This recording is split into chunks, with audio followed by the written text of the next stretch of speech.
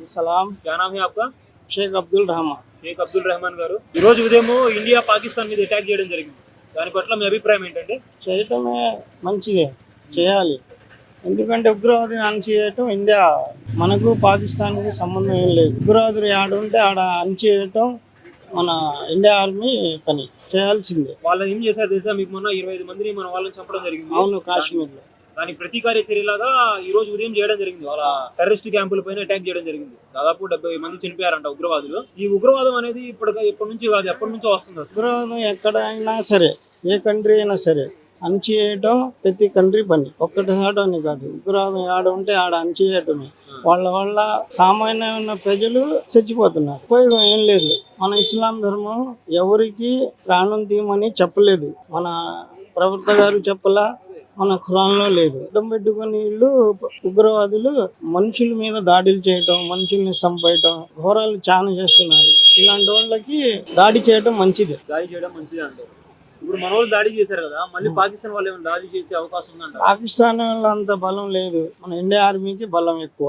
ఒకవేళ దాడి చేస్తే యుద్ధం మొదలైనట్టేనా? మొదలైనట్టే కదా, దానికి సంకేతం ఇదే. మొదలు పెడతా ఉన్నాయి. ఉగ్రవాదం యాడున్నా సరే, పాకిస్తాన్లో ఉన్నా యాడున్నా, పాకిస్తాన్లో ఉన్నా యాడున్నా అణచివేయటమే మన లక్ష్యం. ఈ రోజు జరిగిన దాడి కూడా మన వాళ్ళు ఏం చేశారంటే ఎక్కడ పడితే అక్కడ అటాకులు చేయకుండా ఎక్కడైతే వాళ్ళ స్థావరాలు ఉన్నాయో అక్కడ మాత్రం అటాక్ చేయడం జరిగింది.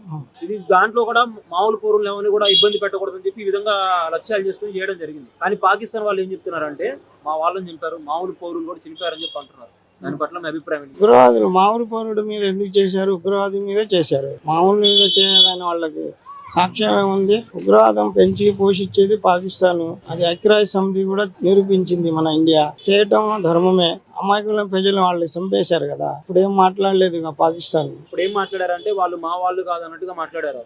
ఈ రోజు చూస్తే వాళ్ళ కంట్రీలోనే స్థావరాలు ఏర్పాటు చేసుకుని వాళ్ళు ఉన్నారు. పాకిస్తాన్ నుంచే ఉగ్రవాదులు వచ్చేది, కాశ్మీర్ లో పెంచి పోషిస్తుంది, పాకిస్తాన్ లో పెంచి పోషించి ఇండియా మీద దాడులు చేయమని పంపిస్తుంది. సరే అండి, ఇప్పుడు ఉగ్రవాదులకి ఒక ఫుల్ స్టాప్ పెట్టలేము, అసలు పర్మనెంట్ సొల్యూషన్ అంటే ఏముండదా? పర్మిషన్ ఎత్తి వాళ్ళకి చంపేయడం అదే సొల్యూషన్. పాకిస్తాన్ లో 30,000 మంది ట్రైన్ అయినటువంటి ఉగ్రవాదులు ఉన్నారంట.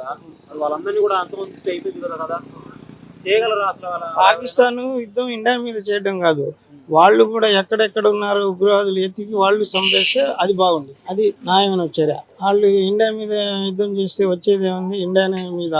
ఇండియా బలం మీద పాకిస్తాన్ సరిపోదు. అసలు మనం కొన్ని ఫ్యాక్ట్స్ మాట్లాడుకుందాం, మీరేమనుకోమాకండి. పాకిస్తాన్ ఇండియా రెండు కలిసి ఉన్నాయి. స్వాతంత్రం వచ్చినప్పుడు రెండు విడిపోయింది. ఒక అన్నదమ్ముల్లాగా ఇద్దరు సైద్యుతో విడిపోయారు. కానీ వాళ్ళు వచ్చి మళ్ళీ అటాక్ చేయడం ఎందుకు? వాళ్ళకి కాశ్మీర్ కావాలని గోల. మన ఇండియా వాళ్ళు మాదని వాళ్ళదని వాళ్ళు, ఇది వర్గపోరు నడుస్తాను ఉంది ఎప్పటి నుంచో. దానికోసమేగా, దాని ఉపయోగం ఉంది వాళ్ళకి.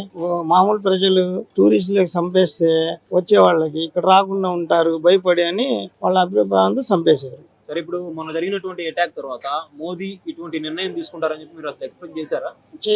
ఎక్స్పెక్ట్ చేసాం, మంచిదే కదా. ఎన్ని రోజులు చాలా మంది చంపేస్తున్నారు, ఇప్పుడు పద్దాకు ఊరుకుంటుంటే ఇంకా అదే పని కదా వాళ్ళకి. అందుకని వాళ్ళకి చంపేయడమే మంచి నిర్ణయం. మోదీ తీసుకున్న నిర్ణయాన్ని మీరు సమర్థిస్తారా? సమర్థిస్తారు. మోదీ గారు ఇప్పుడు రేపు పొద్దున యుద్ధానికి దిగినా కానీ మీరు అన్కండిషనల్ గా సపోర్ట్ చేస్తారా? చేయాలి కదా, మన కంట్రీ, మన భారతదేశం, ఇది మన భారతీయులం, చేయాలి కదా.